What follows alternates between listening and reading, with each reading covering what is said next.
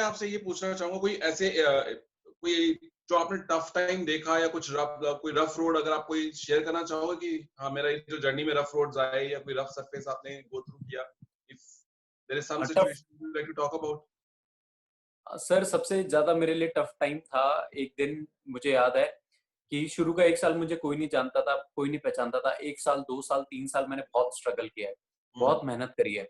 पर शुरू के 1 साल ना सर्वाइव करना बहुत ज्यादा टफ होता है जब आपके पास रिजल्ट्स नहीं होते और सब लोग आपके ऊपर उंगली उठाते हैं और सब आपको बताते हैं कि आपको क्या करना चाहिए था, आप ये क्या कर रहे हो। तो एक टाइम था जो मुझे सबसे ज्यादा टफ लगता है। एक दिन मैं सर घर आया और मेरे फादर ने मुझे बहुत गालियां दी, बहुत सुनाया।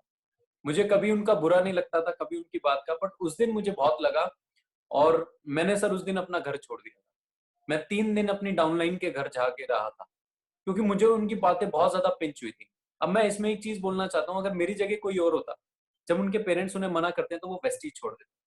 मैंने वेस्टीज को नहीं छोड़ा, मैंने अपना घर छोड़ना सही समझा क्योंकि मुझे पता था मेरे पेरेंट्स अपने अकॉर्डिंगली सोच रहे हैं और मैं अपने अकॉर्डिंगली सोच रहा हूँ। गलत वो भी नहीं है, गलत मैं भी नहीं हूँ। जनरेशन गैप है सर। बहुत साल पहले घोड़े पे लोग चलते थे, उन्हें राजा बोलते थे।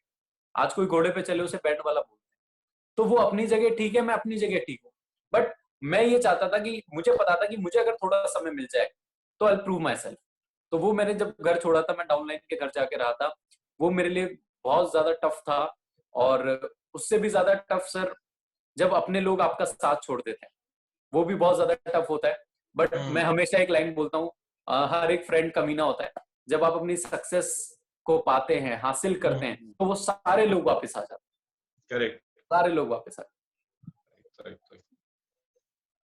कभी ऐसा लगा इस दौर में, ये जो समय था जिस समय एक मुकाम कहते हैं ना जिसको हम बोलते हैं कि हाँ अब सफलता, you have started testing success right before you reach that level, जब आप वहां पहुंचे, उस तक पहुंचने तक कोई ऐसा मोमेंट लगा कि लेट्स क्विट यार, it's really not gonna work?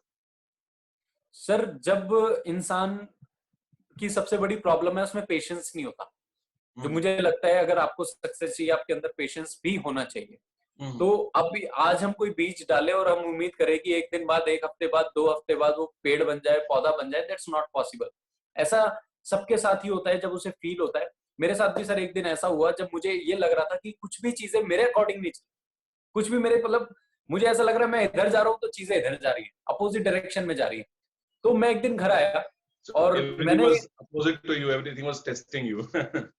हाँ जी, तो मैंने सर कामयाब लोगों की लिस्ट बनाई कि जितने लोग कामयाब हैं वर्ल्ड में, उसमें 50 लोगों की लिस्ट में मैंने ऐसे देखा कि शिवम, इनमें ऐसी 2 चीजें देख जो तुझे भी अपने अंदर डालनी है। ऐसी क्या हर एक इंसान में 2 चीजें कॉमन है? तो सर 2 चीजें निकल के आई। पहली चीज, मुश्किल है सबकी लाइफ में। दूसरी चीज, किसी ने हार नहीं मानी। तो जब भी थॉट आता है मैं इन 2 चीजों को सोच लेता था कि शिवम, मुश्किलें तेरी लाइफ में भी आ रही है, कामयाब इंसान की लाइफ में भी है। यानी कामयाब इंसान में तेरे और में एक चीज तो कॉमन है। अब हार नहीं मानना, वो भी किसके हाथ में? मेरे हाथ में। तो मैंने कहा बस मेरे में और सफल लोगों में एक ही फर्क है, वो सफल हो चुके हैं और मैं सफल हो जाऊंगा, और कोई फर्क नहीं। Lovely, lovely, lovely. So somewhere it is again, ये रिलेट करता है आपकी पहले वाली स्टेटमेंट से कि बिलीव इन यू। तो अगर आप हार नहीं मानोगे तो अपने आप रास्ता निकल आएगा। एग्जैक्टली। Good, good.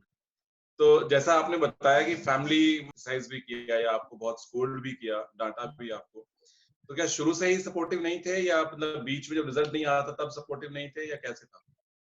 सर शुरू से, फ्रॉम द डे वन, पहले दिन से देवर अगेंस्ट। और मुझे जब बहुत सारे तीर घर वाले चलाते हैं और जब कोई तीर नहीं चलता तो एक इमोशनल तीर चलता है। तो वो तीर भी मेरे ऊपर चलाया गया कि देख तेरा बाप बूढ़ा हो रहा है, तो उनके देख जिंदगी हो गई उन्हें काम करते हुए, तू अगर उनका बिजनेस नहीं करेगा, तू नहीं संभालेगा, तो और कौन कौन संभाले? संभालेगा। तो वो तीर भी चलाए गए और बहुत कुछ बोला गया। बट सर उस समय में सबसे ज्यादा जरूरी होता है कि आप ना चीजों को आप समझो भी और इग्नोर भी करो।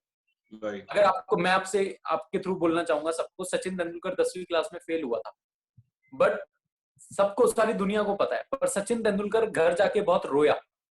ये हमने कहीं नहीं सुना, कहीं नहीं लिखा, कहीं नहीं देखा, कहीं नहीं पढ़ा। क्योंकि सचिन तेंदुलकर रोए नहीं, क्योंकि सचिन तेंदुलकर का फोकस क्रिकेट था, पढ़ाई नहीं था। तो वो क्रिकेट में फेल नहीं होना चाहता था। बेशक वो पढ़ाई में फेल हो गया, वो क्रिकेट में फेल नहीं होना चाहता। तो सेम मेरा जो फोकस था उस समय, मैं पूरा दिल दिमाग फेफड़े गुर्दे सब कुछ मेरा उस समय सिर्फ इस चीज में था। घर वाले कुछ भी बोलते थे तो मुझे हर गाली उनकी एक ताली की तरह लगती थी और कभी भी सपोर्टिव नहीं थे। बट जैसे रिजल्ट्स आए तो धीरे धीरे सबकी भाषा बदलनी स्टार्ट हो गई।